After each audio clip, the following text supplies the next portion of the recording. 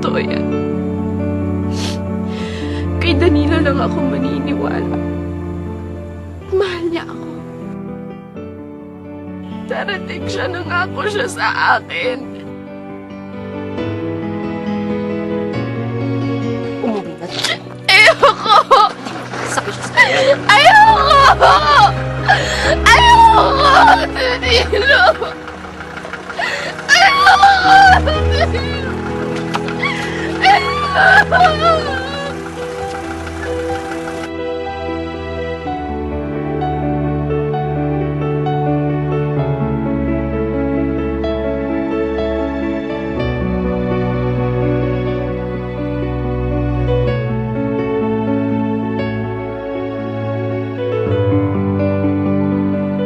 Yun na ang huling beses na nakita ko si Erica.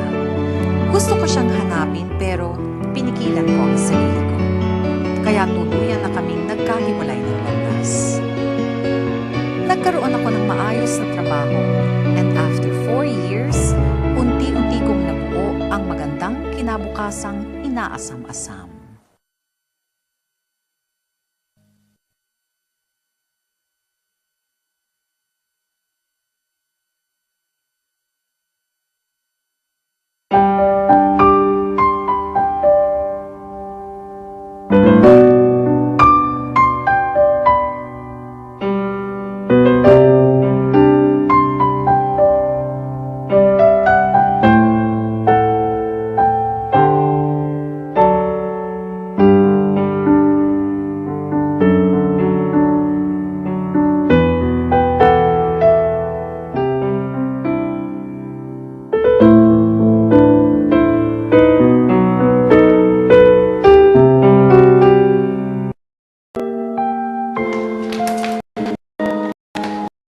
Halika! Halika, please, kausapin mo! Iwan mo ako! Halika, please, papaliwanag ako! Iwan mo ako! 4 years ka na walang iniwan mo ako! Kung kailan kita kinailangan, tsaka mo akong binitiwan. At kung kailan okay na ako at naka-move on ako, diyan ka magpapakita ulit, ha? Please, ito, matrabaho ako. Gagawin mo lahat para patawad mo ako.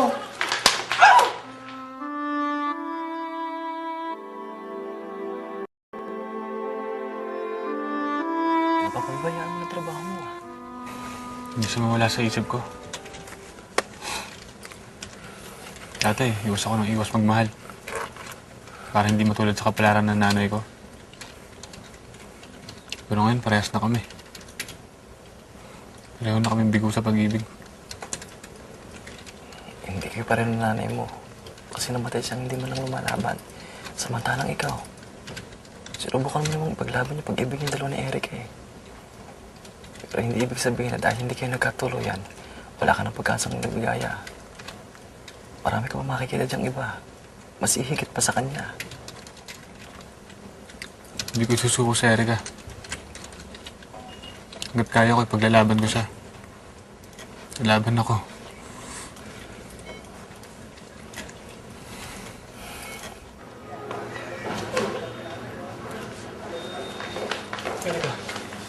Iwan mo ako. Halika, please, kausapin mo ako. Wala na tayong pag-uusapan. Halika. Ano bang dapat mong gawin para mapatawad mo ako? And what will happen if I forgive you? Hihilingin mo na bumalik ako sa'yo? Kahit ilang beses mo ako sampalin. Kahit ilang beses mo ako ipahiya. Hindi ako titigil sa paghabol sa'yo. Bakit mo ito kailangan gawin? Bakit? Dahil mahal kita. Nung iniwan mo ako, doon ko na-realize na hindi pala ikaw ang lalaking pinapangarap ko makasama habang buhay. At kahit habol-habulin mo ako, hindi ako babalik sa'yo. Dahil ikakasal na ako.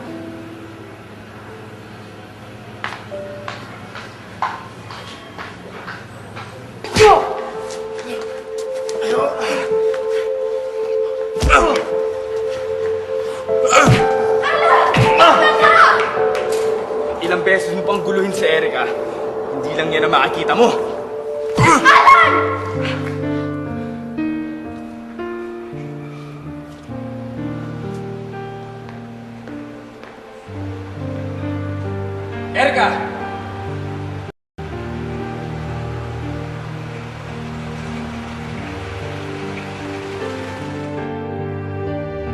salamat at binigyan.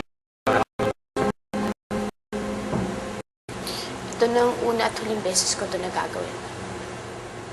Ngayon, anong sasabihin mo? Iniwan kita. Alam ko nasaktan kita. Pero ginawa ko yun para sa'yo. Ayoko maging komplikado ang buhay mo nang dahil sa akin. Alam kong di tayo titigilan ng mga magulang mo. At ayoko mahirapan ka. Pareho tayong may mga pangarap na dapat abutin. May mga buhay na dapat ayusin. Pareho tayong sumaya. Bakit? Ano na ba ang alam mo sa pagiging masaya? Ano na ba ang alam mo tungkol sa damdamin? Natuto ka na ba? Ano?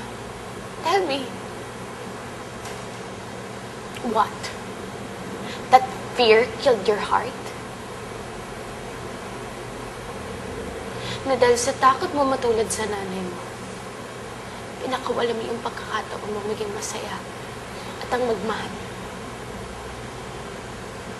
Ano? Yan ba?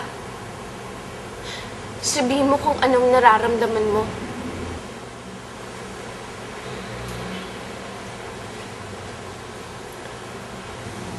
Now I can see it's just like the old days.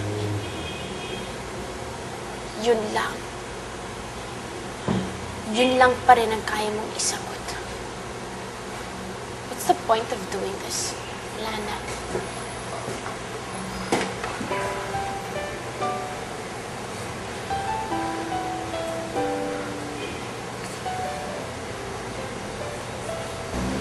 Kung pa ba ako sa puso mo?